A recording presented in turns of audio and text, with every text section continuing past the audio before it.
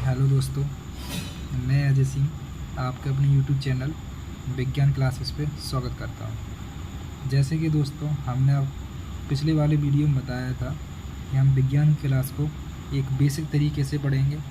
ठीक है, तो हमने आपको पिछली वाली क्लास में कुछ बेसिक जानकारी दी थी कि क्या क्या किस किस चैप्टर के बारे में पढ़ेंगे और कैसे पढ़ेंगे। तो आज हम अपना पहला चैप्टर स्टार्ट करने वाले हैं, जिसका नाम है यूनिट एंड मेजरमेंट, जिसको हम हिंदी में कहें तो मात्रक और मापन। मापन क्या होता है? किसी वस्तु या कोई पदार्थ या कोई व्यक्ति, उससे संबंधित जो भी भौतिक मापन होते हैं उनको हम मापन कर सकें, यानी उसको माप सकें, उसी को हम क्या कहते हैं? मापन कहते हैं, यानी मेजरमेंट कहते हैं। जैसे कि किसी का वज़न मापना, किसी के हाइट मापना, किसी के जैसे कि कहा जाए कुछ सामान लेने गए, उसकी लंबाई, उसका वज़न या उसकी चौड़ाई को मापना ही क्या कहलाता है? मापन कहलाता है। ठीक है, उन सब को मापने के लिए हम जिसका प्रयोग करते हैं उसको हम कहते हैं मात्रक। जैसे कि अगर हम बात करें, हमने अगर किसी शॉप से कोई एक सामान लिया, जिसको हमने शॉप वाले से बोला कि भाई हमें एक केजी हमें शुगर दे दो, तो हम क्या कहते हैं कि 1 केजी शुगर दे दो, है ना। तो 1 केजी यानी कि एक क्या होता है? एक तो होता है सर हमारा मापन, यानी कि एक तो हमारा होता है मैग्नीट्यूड यानी कि परिमाण, और मात्रक क्या हो जाता है? जो केजी उसके पीछे लगा रहता है। ठीक है, तो जिसके द्वारा मापन किया जाता है उसको हम क्या कहते हैं? मात्रक कहते हैं। अब यहाँ आ जाइए, फिजिकल क्वांटिटी क्या होती है, यानी भौतिक राशि क्या होती हैं?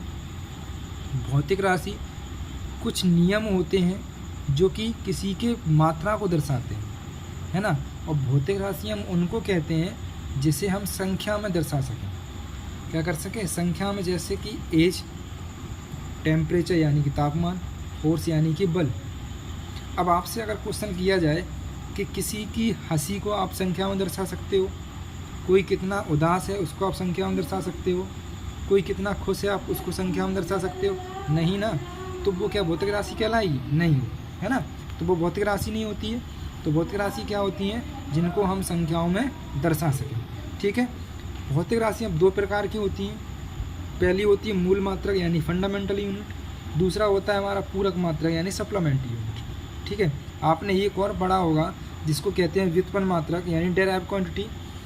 व्युत्पन्न मात्रक कोई एक राशि नहीं होती, वो मूल मात्रक से ही मिलकर बनती है। ऐसा नहीं है कि व्युत्पन्न राशि अपने आप में ही एक अलग राशि है, ऐसा कुछ नहीं होता। वो अपने आप से कंप्लीट नहीं होती है, वो किस पे डिपेंड रहती है? हमारी मूल मात्रक के ऊपर। ठीक है, मूल मात्रक की संख्या आपको दी है, कितनी दी है? 7। ठीक है, सातों के नीचे नाम दिए हैं कि किस किस तरीके से कौन कौन सी होती हैं। अगर हम पूरक मात्रक की बात करें तो पूरक मात्रक की संख्या कितनी होती है? 2। और कुल मिला के जो हमारी राशियाँ हो जाती हैं वो कितनी हो जाती हैं? 7। इन्हीं को हम SI यूनिट भी कहते हैं। ठीक है, तो सबसे पहले हम इसको समझते हैं कि मूल मात्रक 7 कौन कौन से होते हैं। तो 7 में अगर देखा जाए, पहला जिसको हम क्या कहते हैं? लंबाई। लंबाई का मात्रक क्या होता है? लंबाई का मात्रक होता है सर मीटर। लंबाई को किसमें मेजर करते हैं? मीटर में। वहीं आपसे पूछ लिया लंबाई की विमा यानी डायमेंशन, फॉर्मूला क्या होता है? तो L। दूसरा हमारा क्या है? मास यानी कि द्रव्यमान। द्रव्यमान क्या होता है? इसका मात्रक किलोग्राम, यानी किसी भी द्रव्यमान को, किसी भी वस्तु के द्रव्यमान को हम किससे मेजर करते हैं? किलोग्राम में। अगला क्या है हमारा? टाइम यानी कि टाइम यानी समय। समय को हम किस में मेजर करते हैं? सेकंड। ये जो सारी इसकी लिखी हुई हैं ब्रैकेट में, ये सारी की सारी इसकी विमाएँ लिखी हुई हैं। ठीक है, और विमाओं के आगे इनके क्या लिखे हैं? मात्रक लिखे हुए। तो आप लोग इन सबको देख लेना और अच्छे से समझ लेना और पढ़ लेना। दूसरी अगर हम बात करें पूरक मात्रक। पूरक मात्रक क्या होते हैं? सर किसी प्लेन सरफेस से एक एंगल बनाया जाए, उसी को हम क्या कहते हैं? एंगल कहते हैं, यानी प्लेन एंगल कहते हैं, जिसका मात्रक क्या होता है? रेडियन और स्टेरेडियन। स्टेरेडियन किसका होता है? सॉलिड एंगल यानी ठोस एंगल का। ठीक है, जैसा कि मैंने आपको नीचे बताया है, डेराइव यूनिट, डेराइव यानी व्युत्पन्न मात्रक कौन कौन से?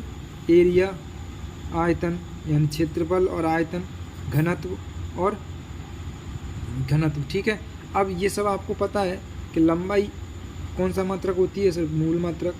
चौड़ाई मूल मात्रक। जब लंबाई और चौड़ाई को मिला दिया जाता है तो हमारा क्या बन जाता है? क्षेत्रफल। वैसे हम बात करें लंबाई, चौड़ाई और ऊंचाई तीनों को मिला दिया जाता है, तुम्हारा बन जाता है आयतन। ठीक है। वैसे हम बात करें मास यानी द्रव्यमान और आयतन के अनुपात को ही हम क्या कहते हैं, घनत्व कहते हैं। ठीक है। ये घनत्व आपको नीचे लिखा हुआ है नोट डाल के, डिपेंड ऑन फंडामेंटल यूनिट यानी मूल मात्रक पर निर्भर रहती है। ठीक है दोस्तों। अब आगे हम समझते हैं कि यूनिट सिस्टम यानी कि इकाई मापन की प्रणाली क्या होती है। आप सबको पता है कि मापन के लिए अलग अलग जगह अलग अलग चीज़ें यूज़ की जाती थी। कोई किसी को मापता था, कोई किसी को मापता था। उसी तरीके से अलग अलग देशों में अलग अलग सिस्टम यूज होते थे। तो उन्हीं सिस्टमों को हम आज पढ़ेंगे। जैसे कि अगर हम बात करें, आगे पढ़ने से पहले दोस्तों आप लोगों से रिक्वेस्ट है कि इस चैनल को सब्सक्राइब करें और अपने सभी दोस्तों में शेयर करें, ताकि आप लोगों की मदद से हम कुछ आगे अच्छा कर पाएँ। हम जितना अच्छा आप लोग हमारा सहयोग करोगे उतना ही अच्छा आपको हम मेहनत करके दिखा पाएंगे। ठीक है दोस्तों। तो आप बस प्लीज़ इसको सब्सक्राइब कीजिए और हो सके तो पूरा वीडियो देखा करिए और अपने दोस्तों को क्या कीजिए, शेयर कीजिए। चलो अब हम बात करते हैं पहले मात्रक की, जिसको हम कहते हैं MKS। MKS मात्रक का फुल फॉर्म क्या होता है, मीटर, किलोग्राम और सेकंड। यानी अगर किसी की लंबाई को मापना है तो हम मीटर में मापेंगे, अगर किसी के वजन को मापना है तो हम किस में मापेंगे, किलोग्राम में, और समय को सेकंड में। MKS सिस्टम का हमने ये फुल फॉर्म पढ़ लिया। दूसरा जो हमारा फुल फॉर्म होता है या दूसरा जो हमारा सिस्टम होता है उसको हम कहते हैं CGS सिस्टम। CGS सिस्टम को ही दोस्तों फ्रेंच सिस्टम और मैट्रिक सिस्टम कहा जाता है, यानी फ्रांस पद्धति और मैट्रिक पद्धति। CGS सिस्टम में C का फुल फॉर्म होता है सेंटीमीटर, यानी लंबाई को हम सेंटीमीटर में मापते हैं, वजन को हम ग्राम में मापते हैं और समय को सेकंड में। तीसरी जो हमारी होती है FVS ये एक प्रकार की ब्रिटिश प्रणाली है, यानी कि ब्रिटिश पद्धति है। FVS में अगर हम लंबाई की बात करें तो लंबाई को मापा जाता है फुट में, और चौड़ा और वजन को मापा जाता है पाउंड में, और समय को सेकंड में। दोस्तों आपने एक चीज़ देखी होगी, एक पॉइंट देखा होगा कि जो हमारा समय है वो सभी के सभी तीनों में एक ही मापन मापा जाता है, मात्रक में मापा जाता है, जैसे कि सेकंड। बाकी की सारी चीज़ें देखो आप अलग हैं, है ना, क्या है, अलग हैं। अगर हम बात करें SI यूनिट की तो SI यूनिट ही MKS यूनिट का क्या होती है, SI यूनिट ही MKS यूनिट का रूप होती है। MKS सिस्टम की अगर हम बात करें तो जो हमारे औद्योगिक क्षेत्र होते हैं यानी कारखाने, कंपनियां वगैरह, उसमें MKS यूनिट का उपयोग करते हैं। चलो अब नीचे आते हैं। SI यूनिट, जैसा कि मैंने आपको पीछे बताया था कि SI यूनिट में 7 तो मूल मात्रक होते हैं और 2 होते हैं पूरक मात्रक। कुल संख्या कितनी होती है, 9। इसका फुल फॉर्म अगर पूछ दिया जाए पेपर में तो फुल फॉर्म क्या होता है, इंटरनेशनल सिस्टम ऑफ यूनिट। ठीक है। SI सिस्टम को लाने की ज़रूरत क्या थी, कि बिना SI सिस्टम के काम नहीं चल रहा था। तो हुआ क्या, SI सिस्टम को लाने की ज़रूरत इसलिए पड़ी क्योंकि हर देश में अलग अलग यूज किए जाते थे। तो हर देश का कोई ना कोई नागरिक कंफ्यूज रहता है कि हम क्या करें, यहाँ आए तो इसमें ये दिक्कत, यहाँ आए तो इसमें ये दिक्कत। तो इस कन्फ्यूजन को दूर करने के लिए ही क्या किया गया, एक पद्धति बनाई गई जिसको हम कहते हैं SI पद्धति। कहाँ बनाई गई, तो फ्रांस का एक शहर है पेरिस, जिसमें 1971 में क्या किया गया, इसको अपनाया गया। एक बैठक लगाई गई, उस बैठक में क्या किया कि हम एक ऐसे सिस्टम को लेके आएंगे जो कि हर देश उसको लागू कर सके और हर देश में समान रहे। तो वो कौन सा सिस्टम है, SI मात्रक। तो दोस्तों उम्मीद है आपको समझ में आया होगा कि SI मात्रक क्या होता है, और पीछे जो हमने MKS वगैरह पढ़ी हैं इनके बारे में भी आपको समझ में आया होगा। अगर आपको समझ में नहीं आए तो आप वीडियो को फिर से पीछे रिवर्स करके देख लीजिएगा। ठीक है दोस्तों। तो हम आगे चलते हैं, आगे समझते हैं कि राशि क्या होती हैं, अदिश राशि और सदिश राशि क्या होती है। उम्मीद है आपने पहले पढ़ी भी होगी कभी, जिन बच्चों ने पढ़ी है पहले उनको तो अच्छे समझ में आ जाएगा, पर जिन्होंने नहीं पढ़ा है तो उनका कोई दिक्कत नहीं है। हम बिल्कुल ज़ीरो लेवल से पढ़ रहे हैं, हैंड राइट नोट्स से मैं आपको पढ़ा रहा हूँ। ऐसे नोट्स से समझने और समझाने दोनों में क्या होती है, एक सरलता रहती है। ठीक है। और हाथों से नोट्स बनाए हैं मैंने अपने पूरी तरीके से, और बहुत बेहतरीन नोट्स बनाए हैं। इन नोट्सों को पढ़ने के बाद शायद ही कोई क्वेश्चन है जो आपका बचे। हाँ, ये नहीं कहेंगे कि यही क्वेश्चन होगा, लेकिन इसी मेथड का होगा और इसी पे बेस रहेगा। चलिए दोस्तों, हम समझते हैं कि अदिश राशि क्या होती है। हिंदी में कहें तो अदिश राशि, इंग्लिश में कहें तो स्केलर क्वांटिटी। ठीक है दोस्तों, स्केलर क्वांटिटी यानी कि ऐसी राशि जिसमें दिशा की ज़रूरत ना पड़े, सिर्फ और सिर्फ मात्रा यानी मैग्नीट्यूड। अच्छा, मात्रा क्या होती है? मात्रा अगर हम बात करें, जैसे मैं आपसे कहूँ 4 किलोमीटर, तो 4 किलोमीटर में 4 हो गया हमारा मात्रा, क्या होगी? मात्रा यानी मैग्नीट्यूड हो गई, और किलोमीटर हो गई हमारी यूनिट यानी मात्रक। तो उम्मीद है कि मात्रा आपको समझ में आ गई होगी क्या होता है। किसी का अंकीय मान ही क्या कहलाता है? मैग्नीट्यूड कहलाता है। ठीक है, तो ऐसी राशि जिसमें दिशा की ज़रूरत ना पड़े, सिर्फ और सिर्फ क्या हो? हमारा मैग्नीट्यूड ही हो, बस उसको हम क्या कहते हैं? अदिश राशि कहते हैं। अब अदिश राशि के कुछ एग्जाम्पल हैं हमारे सामने, जैसे कि अगर हम बात करें दूरी किसी भी दिशा में हो सकती है, चाहे वो कहीं भी हो, है ना, चाहे उत्तर में हो, चाहे दक्षिण में हो, चाहे पूरब पश्चिम, किसी भी दिशा में हो सकती है। पर दूरी कभी भी 0 नहीं हो सकती, इसीलिए दूरी के आगे कोई ना कोई अंकमान लगा होगा, या 1 होगा, या 2 हो, या 4 हो, कुछ भी हो। ठीक है दोस्तों, वैसे दूसरी हमारी क्या है? स्पीड। अगला हमारा क्या है? समय, क्षेत्रफल, आयतन, तापमान, दाब, मास, कार्य, शक्ति, ऊर्जा, विद्युत धारा, विद्युत विभव और प्रतिरोध। ये कुछ हमारी क्या है? अदिश राशियाँ हैं। तो आप इनको लिख लेना और याद कर लेना। इधर आइए दोस्तों, यहाँ समझते हैं हम सदिश राशि। सदिश राशि नाम से ही आपको लग रहा है सदिश यानी दिशा के साथ। तो सदिश जिसमें मात्रा और दिशा दोनों हो, उसको हम क्या कहते हैं? सदिश राशि यानी मैग्नीट्यूड प्लस डायरेक्शन। एग्जाम्पल से समझिए, जैसे कि हमने आपसे कहा कि हम उत्तर दिशा में 10 किलोमीटर चल के गए और एक मंदिर पे पहुंच गए, है ना।